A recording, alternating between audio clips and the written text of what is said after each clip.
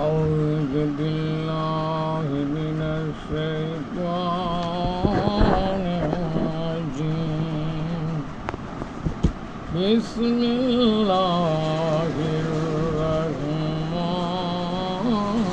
الرحيم نحمده ونصلي على رسوله الكريم وما أرسلناك إلا رحمة للعالمين إن الله وملائكته يصلون على النبي يا أيها الذين آمنوا صلوا عليه وسلموا تسليما দুরূদ ও সালাম রাসূল পাক সাল্লাল্লাহু আলাইহি সাল্লামের উপর, যারা সাহাবের উপর, পাক পঞ্জাতনের উপর, কুল আম্বিয়া আলাইহিস সালামের উপর, 12 ইমামের উপর, খাজাগণের উপর, চায়ের তরিকার যত গাউস কুতুব ফির ওলিয়াল্লাহ গুজরে গিয়েছেন সকলের উপর, হযরত হাকিম আব্দুল হাকিম মুজাদ্দেদ রহমতুল্লাহ। আসসালামু আলাইকুম প্রিয় মুসলমান ভাই ও বোনেরা, দেশবাসী ও বিশ্ববাসী। আমি হাকিম ডাক্তার মোহাম্মদ মুস্তাফিজুর রহমান, খাস মুজাদ্দিদিয়া ন্যাচারাল দাওয়াখানা, বাংলাদেশ থেকে বলছি। মানবতার কল্যাণে, দেশ ও জাতির স্বাস্থ্য সুরক্ষায় আমি কিছু আলোচনা করার চেষ্টা করছি। আল্লাহ পাক যদি আমার জবান দিয়ে কিছু সুন্দরভাবে বলার তৌফিক দান করেন তাইলে আমি বলতে পারবো, আর আল্লাহ পাক যদি আপনাদেরকে শোনার তৌফিক দান করেন এবং সেই অনুযায়ী আমল করার তৌফিক দান করেন,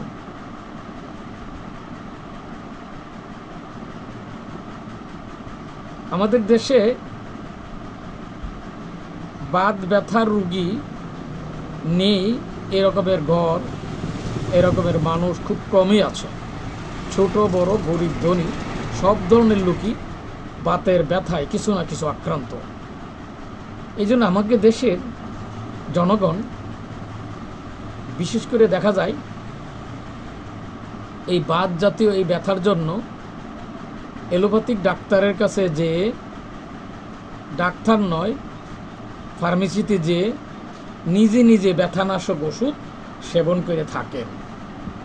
আসলে বাত ব্যথার কারণ কি, কোন ধরনের বাত, কেন বাতের এই প্রকোপ, বিভিন্ন কিছু না জেনে এইভাবে আন্তাজ অনুমানের উপরে নিজের ইচ্ছাকৃতভাবে ওষুধ খাওয়ার কারণে অধিকাংশ মানুষ নিজের জীবনকে জটিল থেকে জটিলতার দিকে ঠেলে দিচ্ছেন। এটা আসলে আমরা সঠিক বুঝ না থাকার কারণে অথবা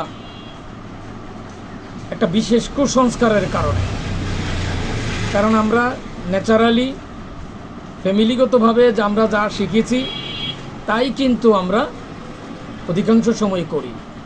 যাক, এই বিষয়ে কিছু আলোচনা করার চেষ্টা করছি যাতে জনগণ, সাধারণ জনগণ, ছোট বড়, গরিব ধনী সবাই উপকৃত হতে পারে।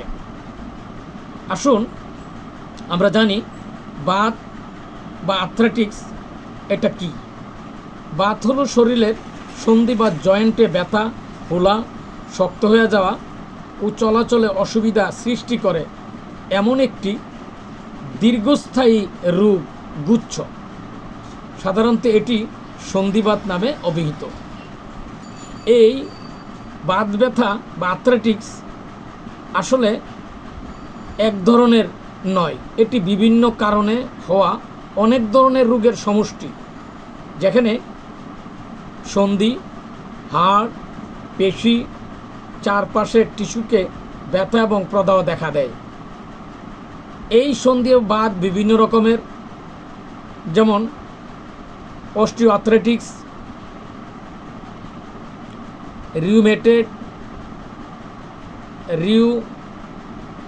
রিউমেটেড আর্থ্রাইটিস, গাউট বা গেটে বাত,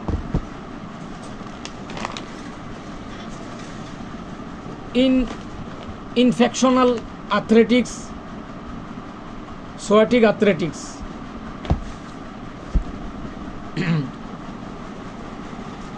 ইত্যাদি বিভিন্ন রকমের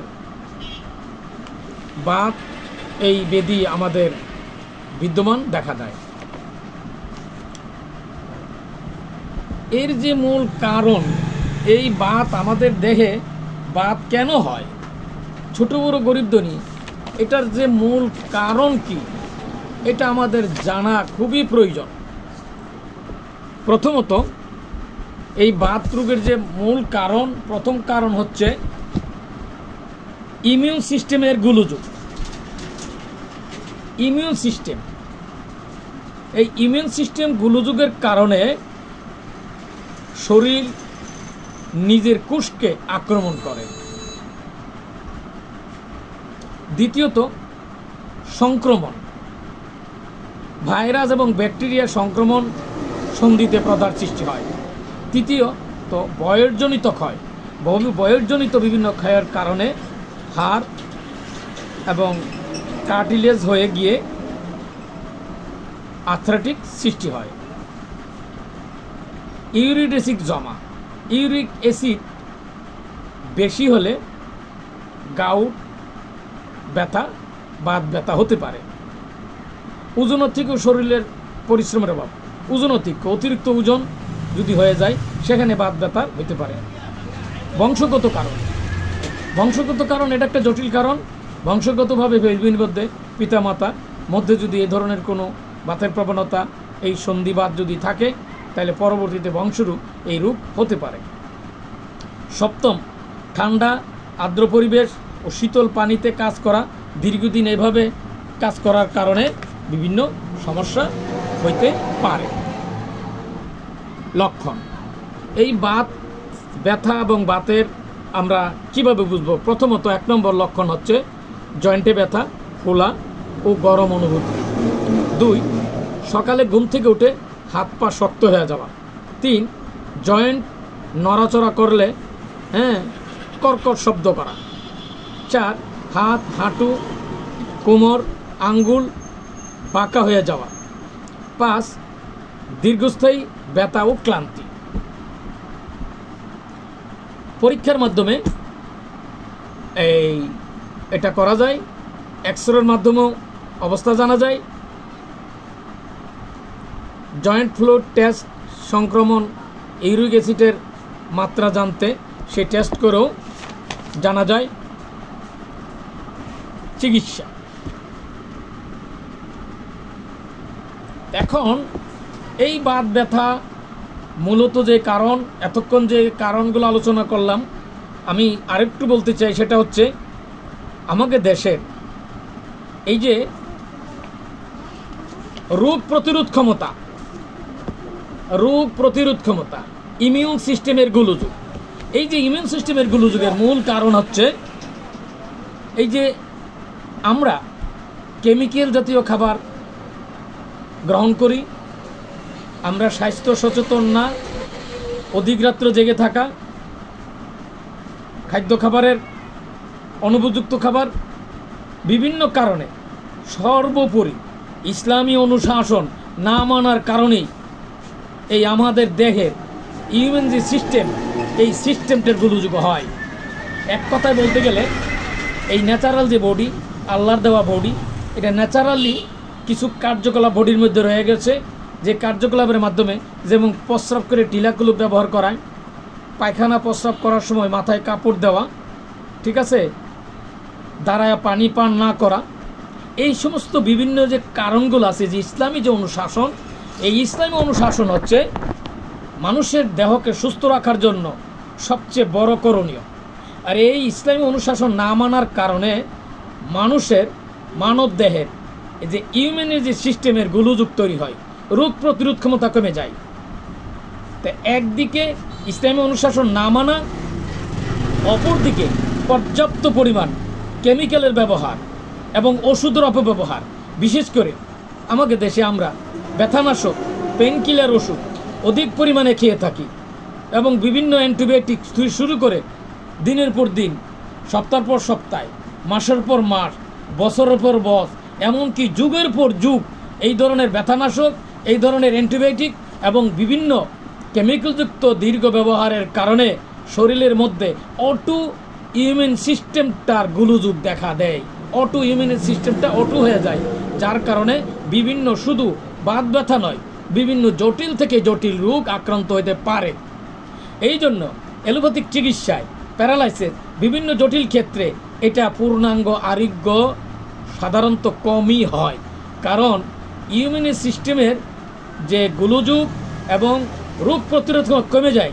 অ্যালোপ্যাথিক এবং বিভিন্ন কেমিক্যালের অধিক ব্যবহারের কারণে এই সিস্টেমটা পুনরুদ্ধার হয় না। এই কারণে প্রয়োজনে এক পর্যায়ে জয়েন্ট রিপ্লেসমেন্টের প্রয়োজন হয়। এক পর্যায়ে জয়েন্ট রিপ্লেসমেন্টের শল্য চিকিৎসায় দীর্ঘমেয়াদী গুরুত্বর হয় এবং বিভিন্ন কারণে জয়েন্টের রিপ্লেসমেন্টের প্রয়োজন হয়। এই রিপ্লেসমেন্ট যদি আমরা করতে না চাই, আমরা ইসলামী অনুশাসন এবং একজন সঠিক হাকিম, একজন সঠিক ইউনানি চিকিৎসক, একজন সঠিক হাকিমের রেজিস্টার্ড হাকিমের কাছে উপযুক্ত পরামর্শ নিয়ে উপযুক্ত ওষুধ চিকিৎসার মাধ্যমে এই ধরনের দুরারোগ্য ব্যাধি, বাত ব্যাধি সম্পূর্ণ নিরূপ হচ্ছে। এটা আল্লাহ পাকের মহা দয়া এবং করুণা, কারণ এই ন্যাচারাল গাছগাছালির মধ্যে আল্লাহ পাক বিশেষ নিয়ামত দান করেছেন, ন্যাচারালি দান করেছেন। আপনাদের বিনীত অনুরোধ করছি এইটুক শব্দ বোঝার জন্য। ন্যাচারাল মানে গাছগাছালি, ন্যাচারাল মানে উদ্ভিদ, ন্যাচারাল মানে খনিজ, ন্যাচারাল মানে প্রাণীজ।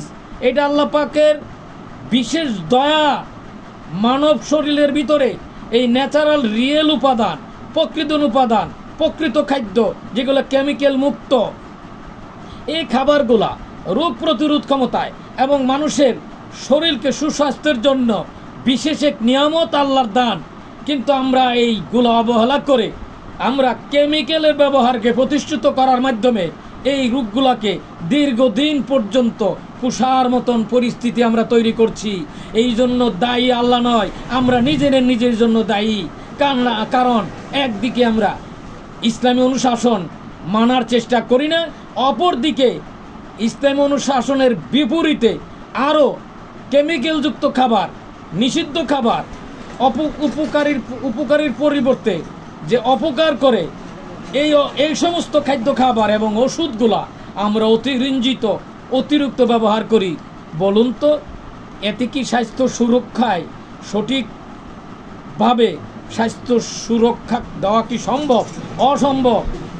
তাই বিনীত অনুরোধ করছি, আসুন ন্যাচারাল চিকিৎসা, ন্যাচারাল খাদ্য এবং ন্যাচারাল কিছু ব্যায়াম যেমন করণীয়।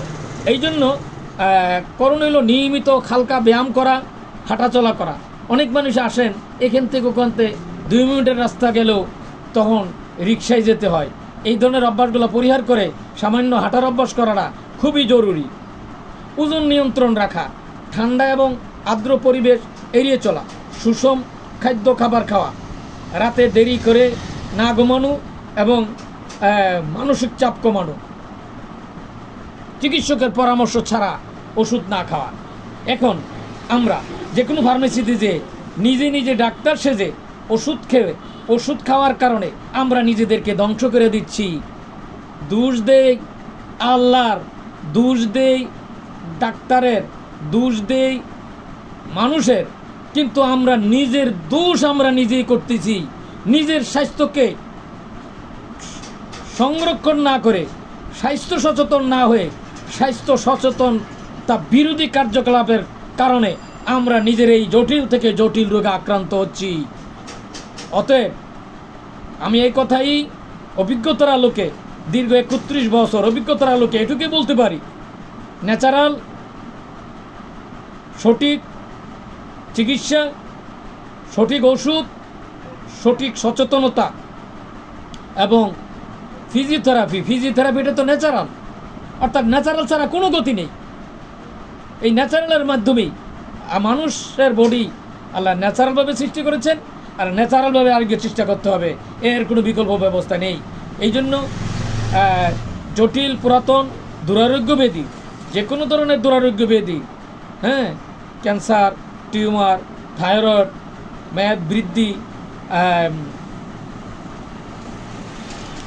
তারপরে আপনার মানসিক সমস্যা, হার্টের সমস্যা, কিডনির সমস্যা, লিভারের সমস্যা, যত ধরনের জটিল সমস্যা আছে, সমস্ত জটিল সমস্যার জন্য ন্যাচারাল ওষুধ, খাদ্য এবং সচেতনতার কোনো বিকল্প নেই।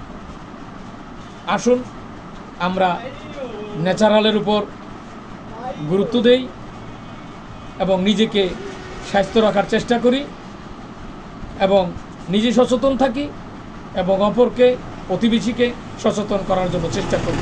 তাই যার যার অবস্থান থেকে আমরা সচেতন থাকার চেষ্টা করি, সচেতনতামূলক পরামর্শ দেই, বেশি বেশি করে সবজি খাই, বেশি বেশি ন্যাচারাল খাবার খাই, কেমিক্যালযুক্ত খাবারগুলো পরিহার চেষ্টা করি, ভাজা পোড়া এই সমস্ত খাবারগুলো পরিহার করি। তো আমি আপনাদেরকে, আমি হাকিম ডাক্তার মোহাম্মদ মুস্তাফিজুর রহমান, খাস মুজাদ্দিদিয়া ন্যাচারাল দাওয়াখানা, সবাই সুস্বাস্থ্য কামনায় এখানেই আমার সংক্ষিপ্ত আলোচনা শেষ করছি। আসসালামু আলাইকুম ওয়া মা আলাইনা ইল্লাল বালাগ।